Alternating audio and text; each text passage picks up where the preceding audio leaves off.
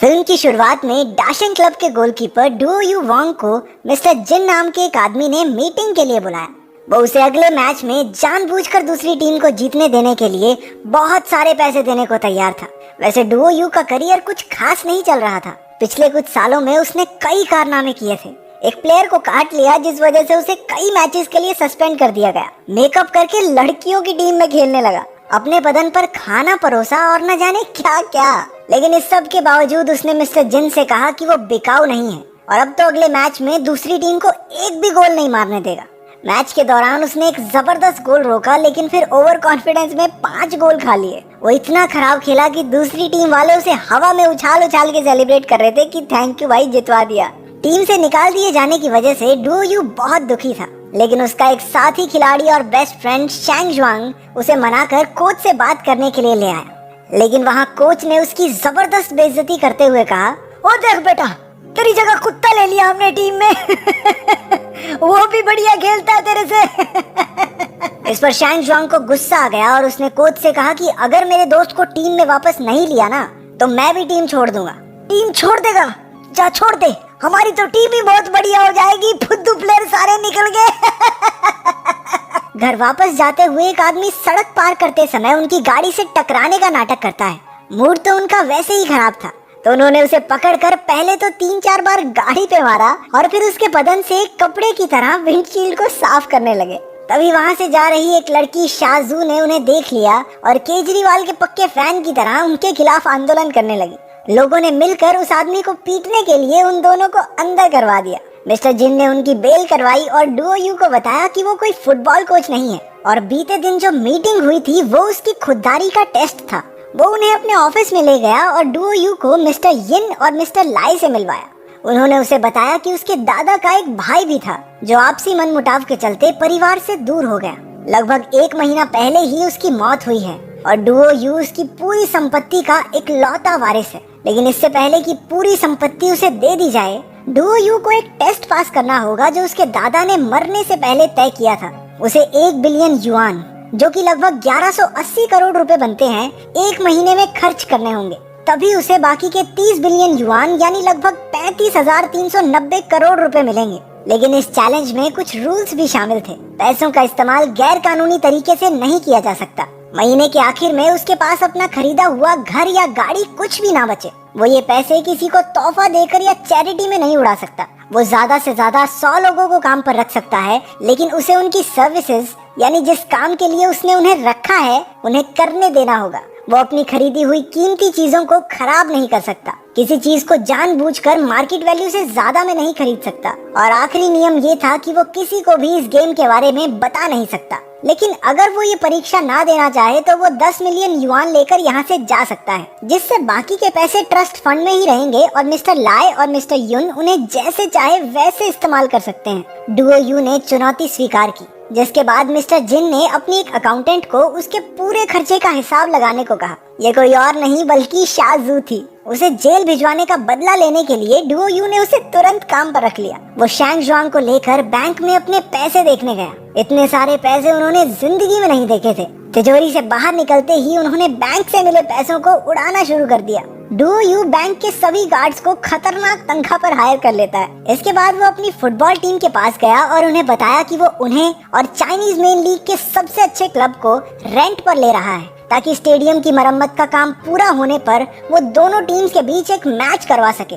लेकिन वो सब ये सुनकर उस पर हंसने लगे, तो उन्हें अपनी बात का यकीन दिलाने के लिए उसने जेसीबी भर के पैसे फुटबॉल ग्राउंड में गिरवा दिए। उसने कुछ गाड़ियां भी रेंट पर ली और अपनी पूरी टीम के साथ वहां से होटल के लिए निकल पड़ा।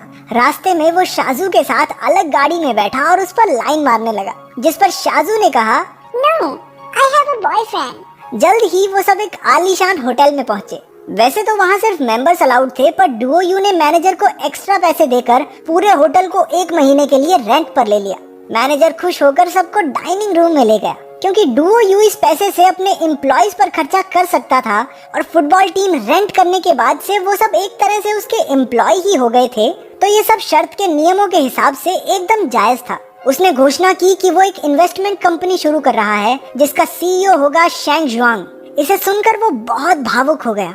पर वो कहाँ जानता था कि डुओ यू ने उसे सीईओ सिर्फ इसलिए बनाया है क्योंकि वो एक नंबर का बेवकूफ है और डुओ यू को पूरा यकीन था कि ये सारे पैसे डुबो के ही मानेगा। डुओ यू अपनी पूरी ताकत से पैसे खर्च करने में लग गया। करोड़ों के हेयर कट से लेकर महंगी गाड़ियां, फर्नीचर और कपड़े रेंट करने तक वो पैसे उड़ाने का कोई मौका नहीं छोड़ता। शाजू ने उसे समझाते हुए कहा कि अगर वो ऐसे ही फिजूल खर्चा करता रहा तो 6 महीने में उसके सारे पैसे खत्म हो जाएंगे, जो बदकिस्मती से उसके प्लान के हिसाब से 5 महीने ज्यादा है। इतने में शाजू का बॉयफ्रेंड जियानिन लू वहाँ आ गया। वो थोड़ी देर में एक लेक्चर देने वाला था कि कैसे इंसान को पैसे के पीछे नहीं भागना चाहिए। ये सुनकर डुओ यू ने अपनी तिजोरी से ढेर सारे पैसे निकाले और जियानिन से कहा कि ये ले पैसे, ये टीचर गिरी छोड़ और मेरे पास माली लग जा। इतने पैसे देखकर वो झट से माली बनने को तैयार हो गया और खुशी खुशी में 1-2 पैग भी चढ़ा लिए।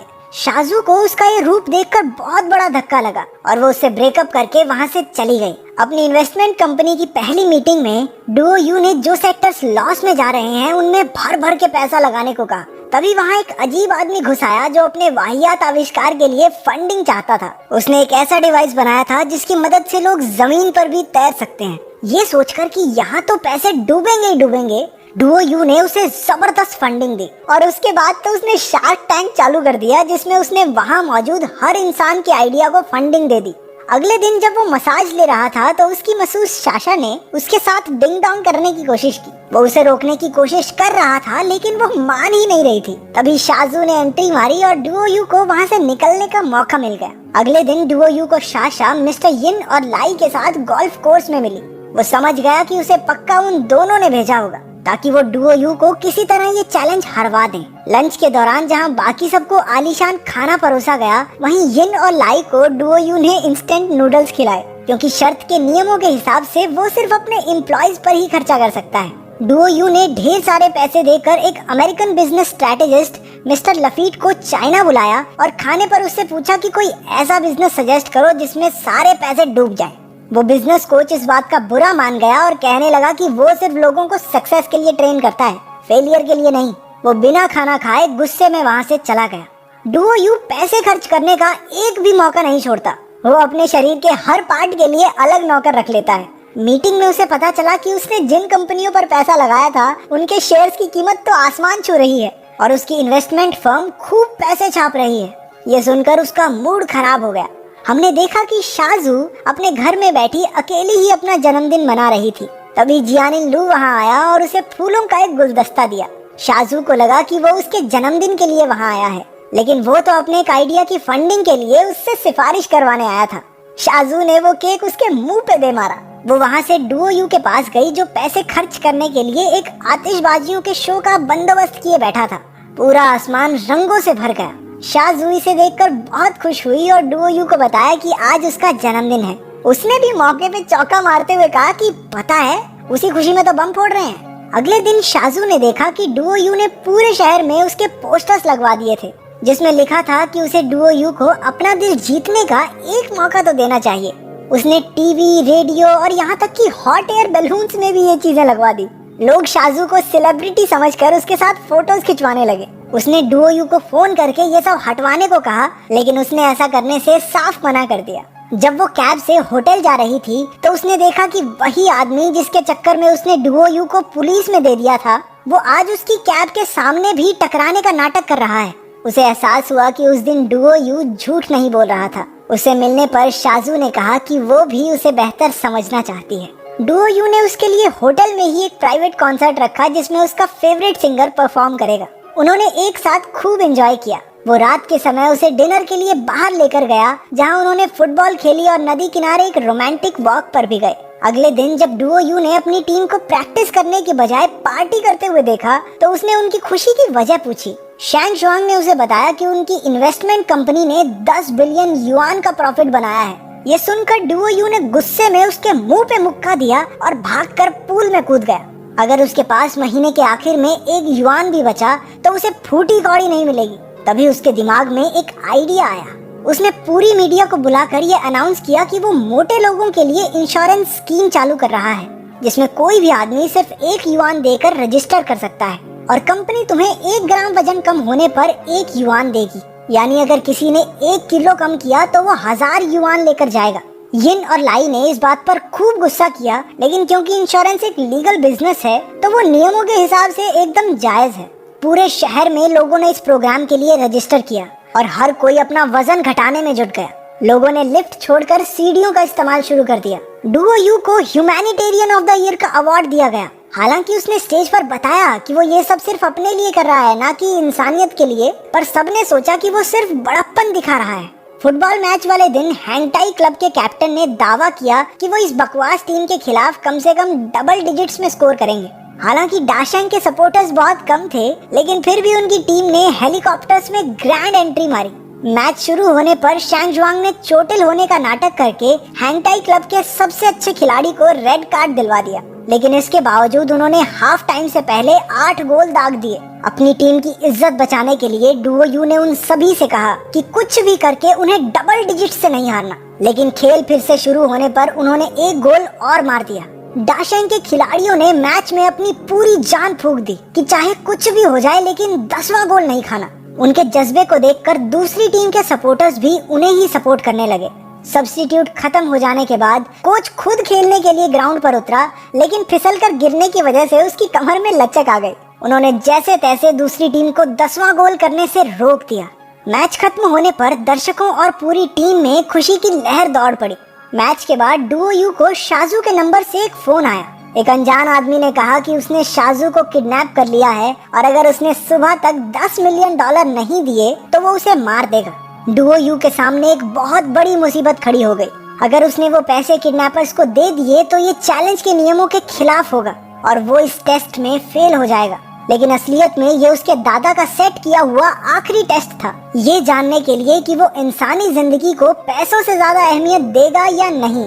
मिस्टर जिन को डुओ यू पर पूरा भरोसा था कि वो शाजू को बचाने के लिए पैसे जरूर देगा, लेकिन उधर डुओ यू तो बार में गाना बजाना कर रहा था। सुबह तक उसका इंतजार करके जैसे ही मिस्टर जिन और शाजू निराश होकर वहाँ से निकलने लगे तो उन्हें वो रोता हुआ पैसों के साथ सीढ़ियों पर बैठा हुआ मिला।